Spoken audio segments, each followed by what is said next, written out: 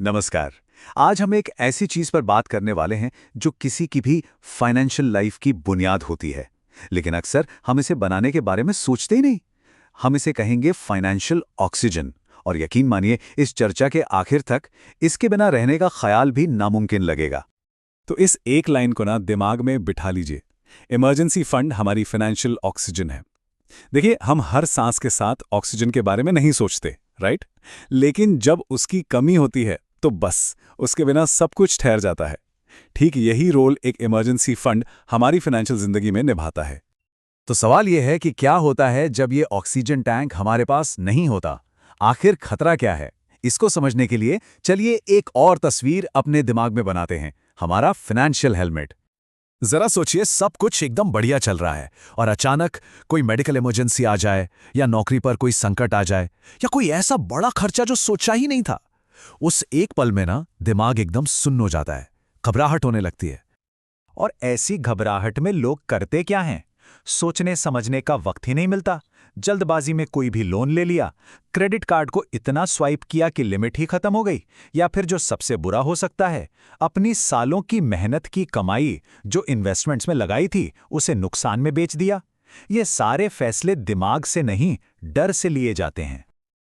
और बस यहीं पर हमारा फाइनेंशियल हेलमेट काम आता है। इमरजेंसी फंड वो सुरक्षा कवच है जो हमें इस अचानक लगे झटके से बचाता है। ये हमें वो कीमती वक्त देता है कि हम शांत रह सकें और साफ दिमाग से सोच सकें, ठीक उस वक्त जब इसकी सबसे ज्यादा जरूरत होती है। तो असल में ये सुरक्षा हमें देती क्या है? 3 बहुत ही जरूरी चीजें। पहली, ये हमें घबराहट में गलत फैसले लेने से रोकती है। दूसरी, ये हमें उन बड़ी फाइनेंशियल गलतियों से बचाती है जो लोग अक्सर बुरे वक्त में कर बैठते हैं। और तीसरी, जो शायद सबसे अहम है, ये हमारे आत्मसम्मान की रक्षा करती है। हमें किसी के आगे हाथ फैलाने की जरूरत नहीं पड़ती।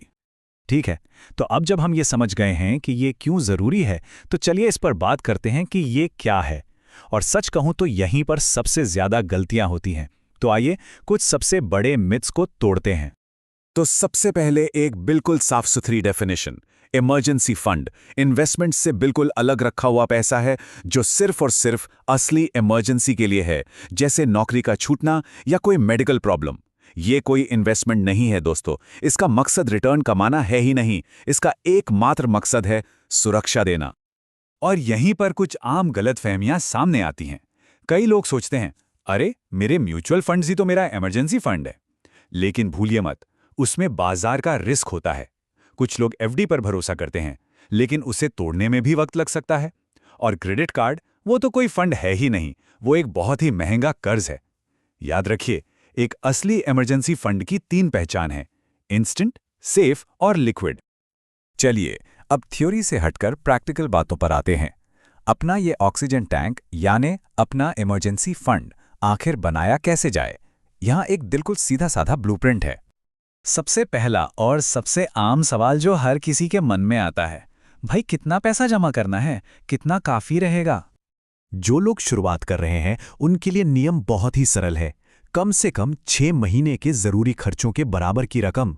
इसमें कोई इफ बट नहीं है, ये एक बिल्कुल साफ टारगेट है। आइए इसे एक छोटे से एग्जाम्पल से समझते हैं ताकि ये और आसान लगे।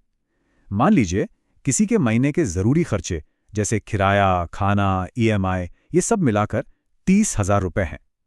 तो टारगेट बिल्कुल सीधा है। 30,000 को 6 से गुणा किया यानी 1,80,000 रुपए। देखा, अभी लक्ष्य कितना साफ और हासिल करने लायक लग रहा है। ठीक है, तो पैसा जमा हो गया, पर अब इसे रखें कहां? यहां बस एक ही नियम याद रखना है: स्पीड इज एवरीथिंग। रिटर्न भले ही कम मिले, लेकिन पैसा तुरंत हाथ में आना चाहिए। इसीलिए सेविंग्स अकाउंट या लिक्विड फंड्स जैसी जगहें सबसे अच्छी हैं, और स्टॉक्स या रियल एस्टेट जैसी जगहें सबसे बुरी, क्योंकि वहां से पैसा निकालने में ही महीनों लग सकते हैं। तो एक्शन प्लान क्या है? बस ये 4 आसान से कदम। पहला, अपने महीने के खर्चों को एकदम ठीक ठीक कैलकुलेट करें। दूसरा, अपना 6 महीने का टारगेट सेट करें। तीसरा, इसे तेजी से बनाने की कोशिश करें। कोई बोनस मिले या साइड इनकम हो, उसका इस्तेमाल करें, भले ही इसके लिए कुछ समय तक दूसरी इन्वेस्टमेंट्स रोकनी पड़ें। और चौथा और सबसे जरूरी, इसे मेंटली लॉक कर दें। ये पैसा अब है ही नहीं, ऐसा मान लें।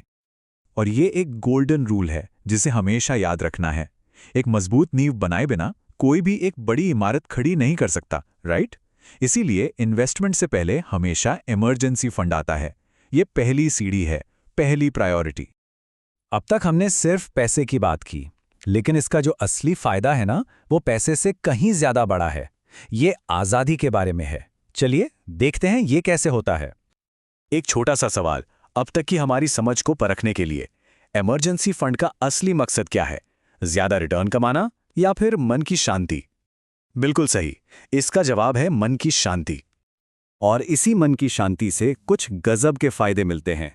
जब हमारे पास एक सेफ्टी नेट होता है तो हम एक बेहतर इन्वेस्टर बनते हैं, क्योंकि हम घबराकर बाजार से बाहर नहीं भागते। हम एक बेहतर नेगोशिएटर बनते हैं, क्योंकि हम किसी नौकरी या डील के लिए डिस्परेट नहीं होते। और हम जिंदगी में बेहतर रिस्क लेने वाले बनते हैं, क्योंकि हमारे पास फेल होने की गुंजाइश होती है। ये एक बहुत गहरी बात है। बाजार का सारा ज्ञान, सारी रिसर्च सब बेकार है अगर हमारे पास कैश की सेफ्टी नहीं है। इस बफर के बिना बड़े से बड़े एक्सपर्ट भी पैनिक में आकर गलतियां कर बैठते हैं। तो साफ है, इमरजेंसी फंड रिटर्न के लिए 0% है।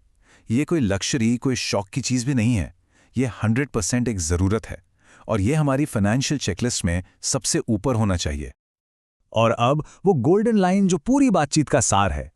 इमरजेंसी फंड के बिना इन्वेस्ट करना ठीक वैसा ही है जैसे बिना हेलमेट के बाइक चलाना। हो सकता है कुछ दूर तक सब ठीक रहे, लेकिन एक छोटा सा झटका भी एक बड़ी तबाही में बदल सकता है। आखिर में हमें अपनी सोच बदलने की जरूरत है। इमरजेंसी फंड बनाना फेलियर के लिए प्लानिंग करना नहीं है, ये तो सक्सेस के लिए एक मजबूत नींव तैयार करना है। ये डर का नहीं, बल्कि एम्पावरमेंट का एक कदम है।